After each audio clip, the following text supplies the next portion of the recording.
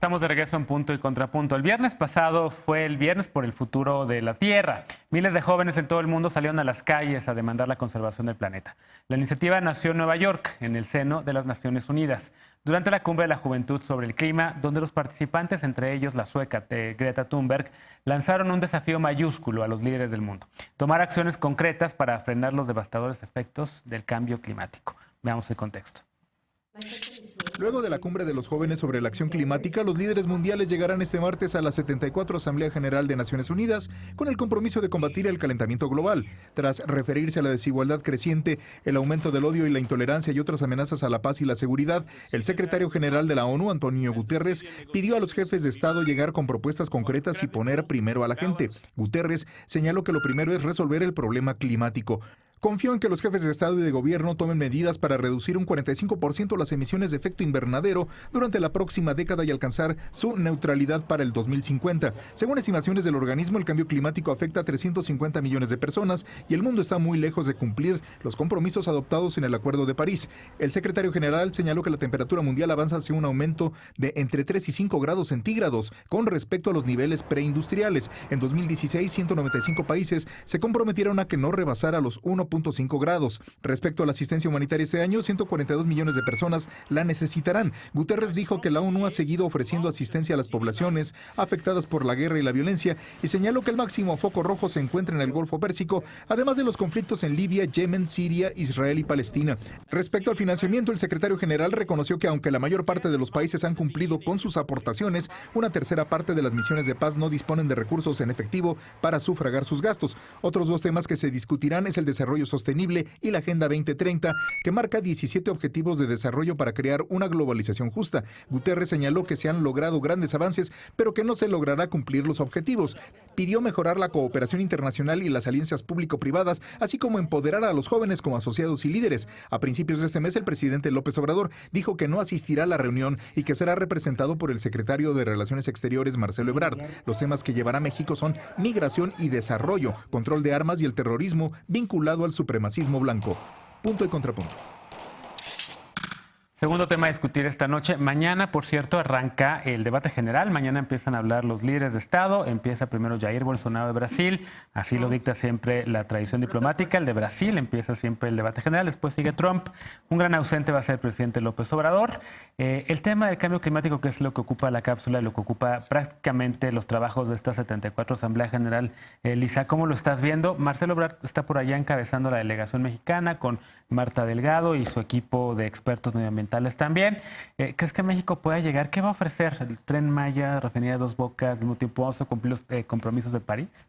Bueno, justamente lo que hay que decir es que en el compromiso, en el Pacto de París, a lo que se comprometieron los líderes mundiales fue a no dejar que aumentara más la temperatura global, ¿no? Estaban hablando de mantener el aumento en la temperatura en 1,5 grados por encima de lo que estaba hoy y llegar a una neutralización de todo el exceso de dióxido de carbono que hay en la atmósfera para el 2050.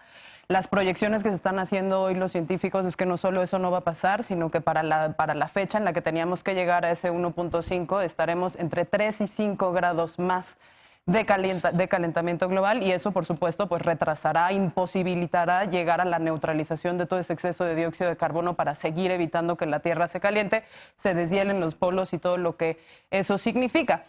Eso tiene implicaciones no solo porque cambia el clima, no solo porque genera extinción masiva de especies, el deshielo de los polos, etcétera, etcétera, sino porque pone a más de 300 millones de personas en riesgo inminente de sufrir catástrofes naturales del tipo tifones, huracanes, inundaciones, terremotos, deslaves, cualquier cantidad de cosas, y eso termina costándole a la comunidad internacional, que al día de hoy, hay que decirlo, pese a que sigue haciendo sus donaciones para temas de desastres naturales u operaciones de paz, pues deja desprotegida prácticamente a la mitad de las personas que necesitan esa asistencia, porque cada día esa asistencia se vuelve más insuficiente. México llegó hoy a la Cumbre de los Océanos. Hoy fue una de las primeras actividades de la UNGA, que además va a tener otras cosas súper interesantes en acceso global a temas médicos, que además va a tener temas muy interesantes. General Assembly. O sea, la Asamblea General de Naciones Unidas. Pues es toda una semana de actividades y en esa semana de actividades pasan muchísimas cosas, ¿no? Va a haber seguimiento al tema de los objetivos de desarrollo sustentable, va a haber eventos paralelos sobre temas de mujeres, acceso global a la salud, temas de financiamiento para el desarrollo que también se va a poner súper interesante, lo que tú ya decías que son las declaraciones de los ministros. Y pues tiene un tema en particular. Este año ese tema en particular es el tema de cambio climático. Y solo para cerrar con lo que tú decías de la posición de México, México llega pues con algunas propuestas. Una de esas propuestas es lideró un proceso de integración entre lo que pueden hacer los distintos niveles de gobierno para poder combatir el cambio climático, y un poco lo que tuiteaba la subsecretaria Marta Delgado es que en los gobiernos locales solo está la posibilidad de recortar un tercio de las emisiones totales que estamos intentando pues recortar. Eso quiere decir que tiene que haber mucha colaboración entre gobiernos locales, subnacionales, nacionales e internacionales. Y en el tema de los océanos, cortar la carbonización de la economía del océano, que significa pues que justamente toda la actividad pesquera, turística, etcétera, etcétera, no esté basada en combustibles fósiles, no sea emisora de carbono neto, y que podamos explotar esto de maneras más naturales y sustentables. Vamos a ver si se dejan. Tenemos importantes negacionistas ahí. Tú hablabas de Trump y Bolsonaro, y un gobierno mexicano que yo creo que sí va a ser duramente criticado porque tiene una apuesta en combustibles fósiles todavía y tiene pues un presidente que decide no ir, aunque pese a todo hay que decirlo, va bastante bien representado en la figura de Marcelo Ebrard y de Marta Delgado. Va bien representado México, Sawi, por el canciller Ebrard. Debería haber ido el presidente. ¿Qué más destacar de esta cumbre? Yo creo que ese fetiche de que tenga que ir al presidente a los foros es algo que debíamos de dejar como de lado. Son 44 países los que mandan a algún secretario o algún ministro, ¿no? El resto sí mandan jefe de Estado o jefe de gobierno. Creo que además Marcelo Ebrard tiene muchas más herramientas para representarnos en ese orden que el propio López Obrador. Para empezar, el manejo de las lenguas extranjeras creo que es correcto, ¿no? México tiene una grave responsabilidad en la emisión de gas carbónico. Somos el 11º emisor. Esta es una gráfica de la página del Orden Mundial. Estados Unidos, la India. Somos la economía número 13. Estamos 2 lugares más adelante en la emisión de gas carbónico. Y sin lugar a dudas, mucha de la visión desarrollista de López Obrador pues va a profundizar esto, ¿no? Por ejemplo, yo lamento mucho que el séptimo productor de dióxido de carbono se les haya negado la visa diplomática para ir a UNGA, que es a la representación de Irán, ¿no? Ellos no están presentes porque el gobierno de Trump les negó la visa diplomática a su misión para asistir. Y quisiera comentarlo, ¿no? Porque la cápsula lo omitió. Trump está ahorita en el sótano, literalmente, de Naciones Unidas, en una cumbre paralela, hablando de libertad religiosa en el mundo, que no sea importante, pero no hay un tema más importante para la humanidad en este momento que el cambio climático. Y me parece muy lamentable que tanto Estados Unidos como Irán no estén presentes en la discusión más importante que está llevando la Asamblea General de Naciones Unidas. Creo que México lleva buenos temas a la Asamblea. Lleva el tema de su candidatura al Consejo de Seguridad de Naciones Unidas. La reforma del Consejo de Seguridad. Y también lleva una iniciativa conjunta con Finlandia para atender el tema de la violencia de género derivado de los conflictos armados. Creo que una de las pocas luces de este gobierno sí ha sido el manejo en los foros internacionales. Y también lleva el control de armas, ¿no? Que va a hablar, y seguramente también lo de los migrantes y el apoyo al Plan Centroamérica.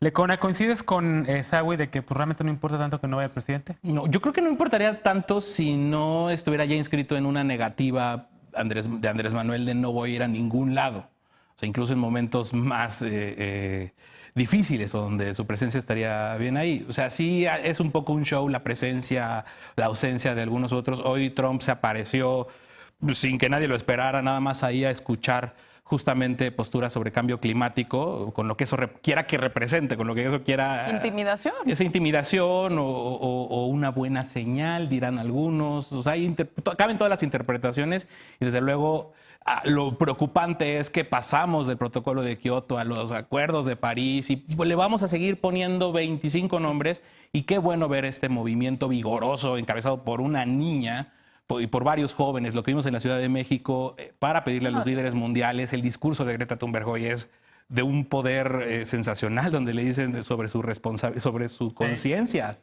y sus palabras, el mundo que nos están dejando. Y qué bueno que se esté inscribiendo todo esto en el marco de este periodo de sesiones de la Asamblea General, pero para efectos prácticos, pues no es mucho, es un poquito hasta un llamado a misa.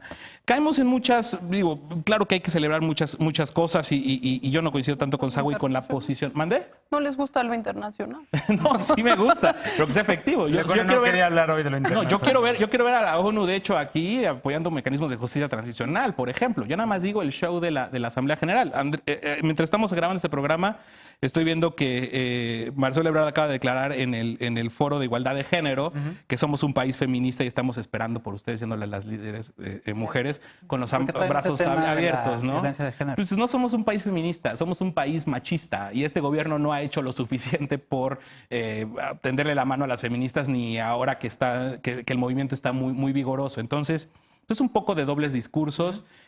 Sí me duele un poco ver que Andrés Manuel en esta negativa, no porque sea, insisto, puedo coincidir con Sagui en determinado punto totalmente necesaria la presencia de estos presidentes, pero hoy, en la cumbre de cambio climático, no estuvo él, como no estuvo Bolsonaro, Putin, Maduro y también AMLO. Entonces, pues de mensajes yo creo que si tienes encima tanta crítica por la refinería y por la 4T anticlimática, como cierto columnista dijo en algún momento, pues eso yo para que luego no vayan a decir que no critico la 4T, pero bueno.